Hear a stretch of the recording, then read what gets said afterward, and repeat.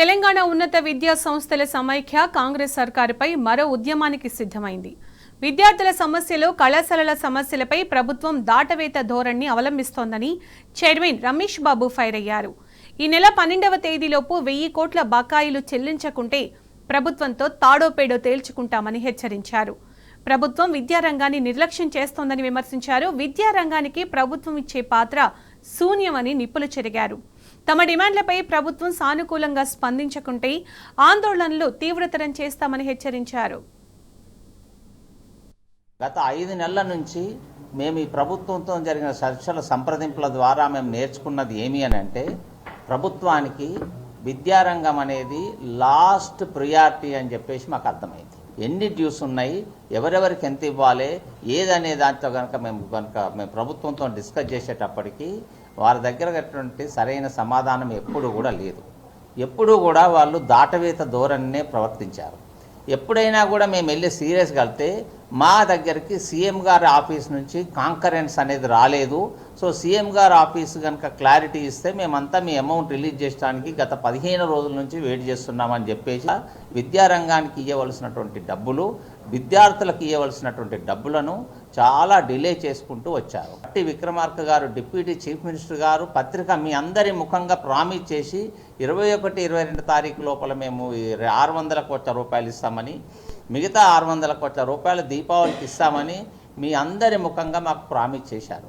అటువంటి ప్రామిస్ విషయం మేము తిరిగి వెళ్ళని రోజు లేదు.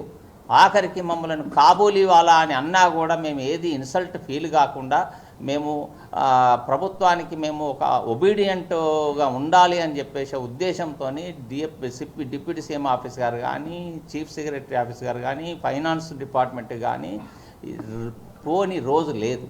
వీటన్నిటి దృష్ట్యా కళాశాలలు బెంబేలెత్తిపోతున్నాయి. ఈ రాష్ట్రంలో అసలు విద్య అనేది జరుగుతుందా లేదా, అసలు ఎడ్యుకేషన్ ఇన్స్టిట్యూషన్స్ అనేది నడుస్తున్నాయా లేవా, ఎడ్యుకేషన్ ఇన్స్టిట్యూషన్స్ అంటే ఓన్లీ ఎక్కడి నుంచో వేరే రాష్ట్రం నుంచి వచ్చి పెట్టిన వాళ్ళ డీమ్డ్ యూనివర్సిటీసేనా అని చెప్పేసి ఒక క్వశ్చన్ మార్క్ అనేది ఈరోజు కళాశాలకు కలుగుతుంది. మాకు 10,000 కోట్ల రూపాయలు రావాలి.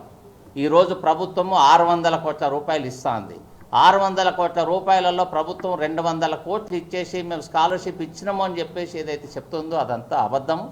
కళాశాలకు ఏమీ ఎక్కువ రాలేదు. 1 కోటి రూపాయలకి ఏదైతే డ్యూస్ ఉన్న కళాశాలకు ఈరోజు వచ్చేసి 1,00,000 రూపాయలు, 2 లక్షల రూపాయలే వచ్చాయి. సో ఇటువంటి దీన పరిస్థితి ఈరోజు కళాశాలకు ఉండడం అనేది, ప్రభుత్వం శ్రద్ధ చూపకపోవడం అనేది చాలా చాలా శోచనీయం. ఇటువంటి స్థితులలో కళాశాలలందరూ కూడా ఈరోజు అత్యవసర సమావేశం ఏర్పరచుకొని ముందు కార్యాచరణ ప్రణాళిక ఎలా ఉండే దాంట్లో కూలంకషంగా చర్చించుకున్నాం. ఆ 1000 కోట్ల రూపాయలకి ఏదైతే ప్రభుత్వం ప్రామిస్ చేసిన దానికి ఏ రకంగా ఇస్తారు అని చెప్పేసి మేము ప్రభుత్వాన్ని ఈరోజు నిలదీస్తున్నాం. ఈ నెల 12వ తారీఖు లోపు కనుక 1,200 కోట్ల రూపాయలు కనుక రాకపోతే కళాశాలలు ఇంతకుముందు తీసుకున్న నిర్ణయం ప్రకారము యథావిధిగా స్ట్రైక్ను మాత్రం కంటిన్యూ చేస్తాయని చెప్పేసి మేము ముఖంగా ప్రభుత్వానికి మేము చెప్పదలుచుకున్నాం. ఈ రోజు నుంచి సీఎం ఆఫీస్ తప్ప మిగతా ఏ డిపార్ట్మెంట్తోని కూడా మేము డిస్కస్ చేయొద్దు అని చెప్పేసి నిర్ణయించుకున్నాం. మనకు 600 కోట్లు పత్రికా సమక్షంలో డిప్యూటీ సీఎం గారు, 2 గౌరవ మంత్రులు కలిపి ప్రామిస్ చేసిండ్రు. దసరాకు రాలేదు. ఈ రోజు కూడా చాలా కాలేజీకి రాలేదు, నా కాలేజీ కూడా రాలేదు. మా ఊహ ఏంటంటే 200 కోట్లే ఇచ్చారు అని ఒక అపోహలో ఉన్నాము. సాయంత్రం వరకు 200, 300 చేరుతుంది. ఈ రోజుకి అలా నడిచిపోయిన తర్వాత ఇప్పుడు ఆ 1,200 కోట్లను సాధించాలనే ఉద్దేశంతో, దీపావళి కన్నా అన్ని కాలేజీలకు డబ్బు రావాలన్న ఉద్దేశంతో మేము 12ను ఒక లాస్ట్ డేట్గా పెట్టడం జరిగింది. 12th వరకు నిజంగానే 1,200 కోట్లు రాకపోతే 13th నుంచి కళాశాలల్లో ఉద్యమాలు జరుగుతాయి. ఉద్యమాల్లో భాగంగా కళాశాల బంద్ ఉండొచ్చు, హైదరాబాద్ ముట్టడి ఉండొచ్చు, నిరాహార దీక్షలు ఉండొచ్చు, రస్తా రోకోలు ఉండొచ్చు, రైలు రోకోలు ఉండొచ్చు, అన్రెస్ట్ అనేది డెవలప్ అవుతుంది.